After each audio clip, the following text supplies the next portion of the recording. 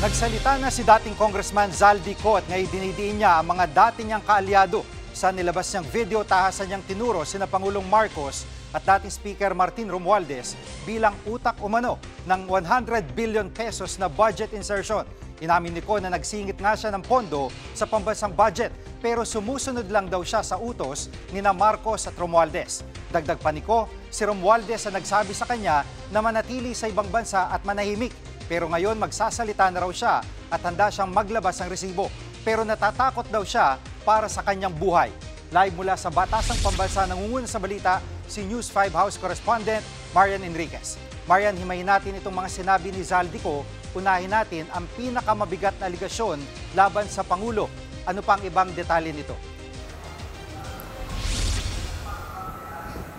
Yes, Jiggy, ay nga mismo kay dating House Appropriations Chairman Zaldico, itong si Pangulong Bongbong Marcos daw ang nag-utos sa kanyang magpasok ng 100 billion pesos na halaga nga ng mga proyekto sa BICAM para sa 2025 national budget. Sabi nga ni Ko, itong si Secretary or si Budget Secretary Amina Pangandaman ang tumawag daw sa kanya para ipaalam nga itong utos ng Pangulo. Tinawagan daw ni Ko si Presidential Legislative Liaison Office Head Yusek Adrian Bersamin at kinumpirma nga nito ang utos umanong insertions ng Pangulo. Matapos ito ay tinawagan daw ni Ko ang nooy House Speaker na si Martin Romualdez para ipaalam nga yung utos ng Presidente at ang sabi lang daw ni Romualdez, what the President wants, he gets. End quote. Matapos nga yung ilang araw ay nagpulong daw sa Aguado Building sa may Malacanang itong sina Ko, Romualdez, Pangandaman, Bersamin at si Justice Secretary Jojo Cadiz. Ay nga kay Ko kay Yusek Adrian Bersamin na taga-palasyo ng galing itong listahan ng mga proyekto na nagkakahalaga nga ng halos 100 billion pesos na kinuha niya raw mula sa isang brown leather bag.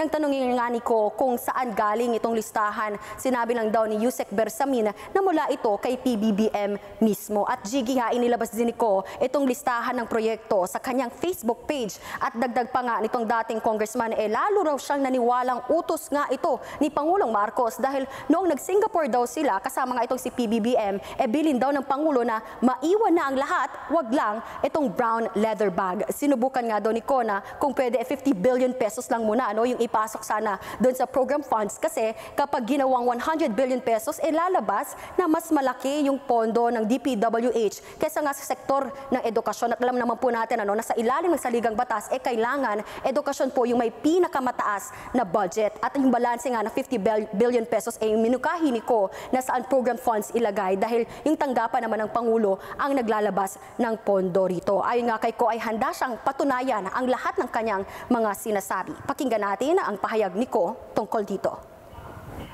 Ginawa nila akong poster boy ng kanilang sariling kasinungalingan. Ngayon, hindi na ako mananahimik, ilalabas ko ang lahat ng katotohanan. May resibo, may ebidensya at may pangalan. Sana po ay hindi nila ako mapatay bago ko mailabas ang lahat. Ginawa ko lang ang utos sa akin, pero ngayon, handa na akong harapin ang lahat. At Marian, sinabi rin ni Ko na sinabihan siya ni Romualdez na wag na munang umuwi ng Pilipinas. Ano raw ang dahilan nito? Jiggy, yung sabi nga ni dating Congressman Zaldico, siya raw ay gusto raw siyang gawing scapegoat o panakip butas ng administrasyon dito nga sa issue ng korupsyon. Plano na raw niya kasi dapat na bumalik sa Pilipinas matapos nga yung SONA ni Pangulong Marcos. Pero habang pauwi na raw siya, sinabihan daw siya ni Romualdez na wag munang babalik sa bansa. Pakinggan natin itong pahayag ni Ko. Noon naniniwala pa ako sa kanila, kaya't hindi ako bumalik.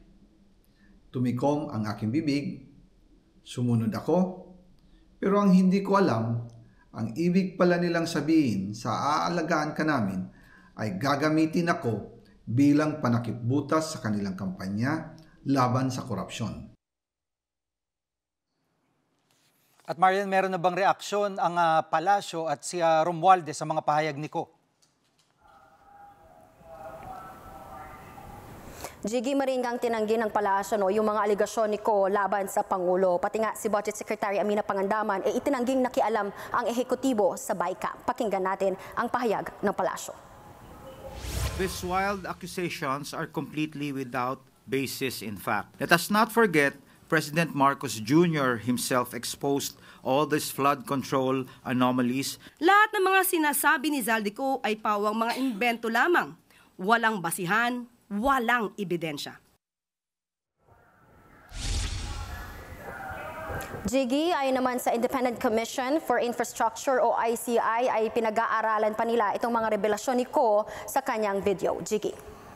At itong timing ng paglalabas ng video ni Zaldico ay merong malawakang rally ngayong weekend at gumugulong na ulit yung pagdinig sa Senado. Sa tingin mo ba may connection yan?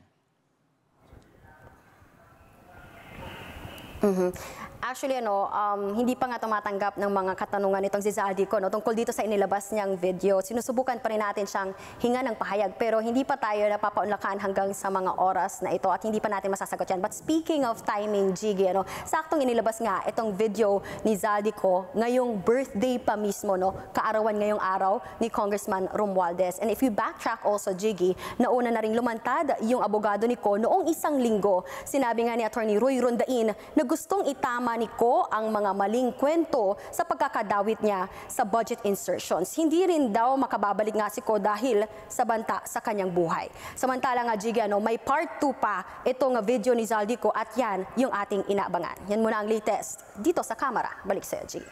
Yan po ang ulat ni Marian Enriquez live mula sa Batasang Pambansa.